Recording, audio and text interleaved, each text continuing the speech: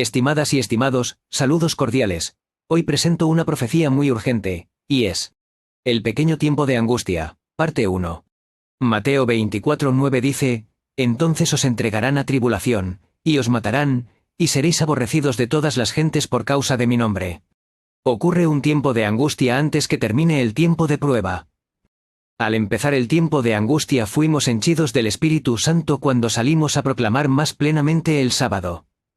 Esta visión fue dada en 1847 cuando eran muy pocos los hermanos adventistas que observaban el sábado, y de estos eran aún menos los que suponía que su observancia era de suficiente importancia para trazar una separación entre el pueblo de Dios y los incrédulos.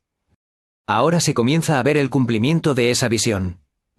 El comienzo del tiempo de angustia mencionado entonces no se refiere al tiempo cuando comenzarán a ser derramadas las plagas, sino a un corto periodo precisamente antes de que caigan, mientras Cristo está en el santuario.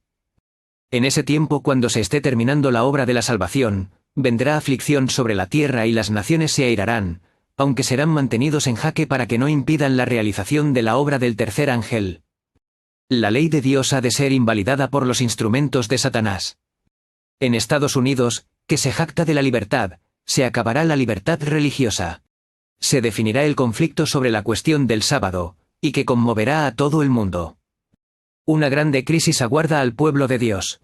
Muy pronto Estados Unidos intentará imponer sobre todos la observancia del primer día de la semana como un día sagrado. Al hacerlo no tendrán escrúpulos en obligar a los hombres contra la voz de su conciencia, a observar el día que la nación declara como día de reposo. Los adventistas del séptimo día pelearán la batalla por el día de reposo del séptimo día. Las autoridades en Estados Unidos y en otros países se levantarán en su orgullo y poder, y promulgarán leyes para restringir la libertad religiosa. Los protestantes de Estados Unidos serán los primeros en tender las manos a través de un doble abismo al espiritismo y al poder papal, y bajo la influencia de esta triple alianza ese país marchará en las huellas de Roma papal, pisoteando los derechos de la conciencia. La Iglesia y el Estado se oponen a Dios.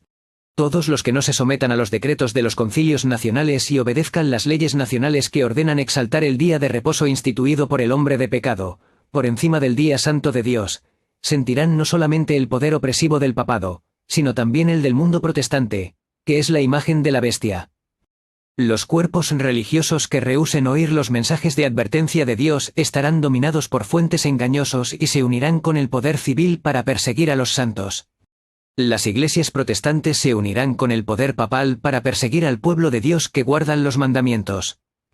Esta potencia semejante a un cordero se unirá al dragón para guerrear contra los que guardan los mandamientos de Dios y tienen el testimonio de Jesucristo.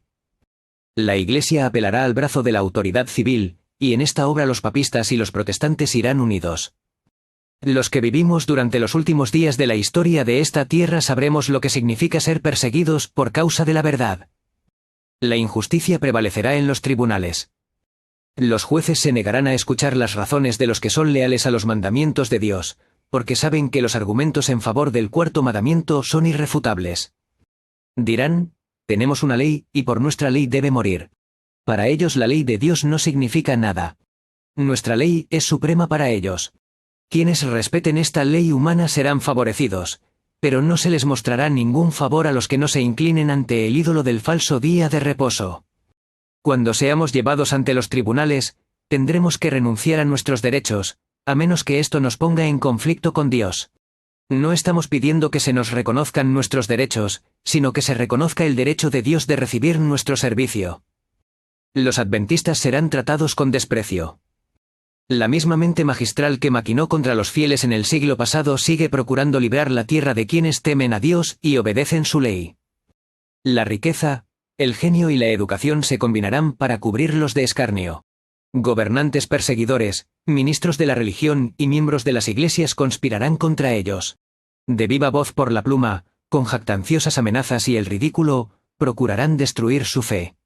Vendrá una época cuando, debido a nuestra defensa de la verdad bíblica, seremos tratados como traidores. Los que honran el sábado de la Biblia serán denunciados como enemigos de la ley y del orden, como quebrantadores de las restricciones morales de la sociedad, y por lo tanto causantes de anarquía y corrupción que atraen sobre la tierra los altos juicios de Dios. Sus escrúpulos de conciencia serán presentados como obstinación, terquedad y rebeldía contra la autoridad. Serán acusados de deslealtad hacia el gobierno. Todo el que en ese día malo quiera servir sin temor a Dios, de acuerdo con los dictados de su conciencia, necesitará valor, firmeza y conocimiento de Dios y de su palabra, porque los que sean fieles a Dios serán perseguidos, sus motivos serán condenados, sus mejores esfuerzos serán desfigurados y sus nombres serán denigrados. Por eso, amiga, amigo, advierto con súplicas que no nos queda mucho tiempo. Estas profecías son verdaderas y urgente. Busca a Dios mientras pueda ser hallado. Que Dios los bendiga. Amén.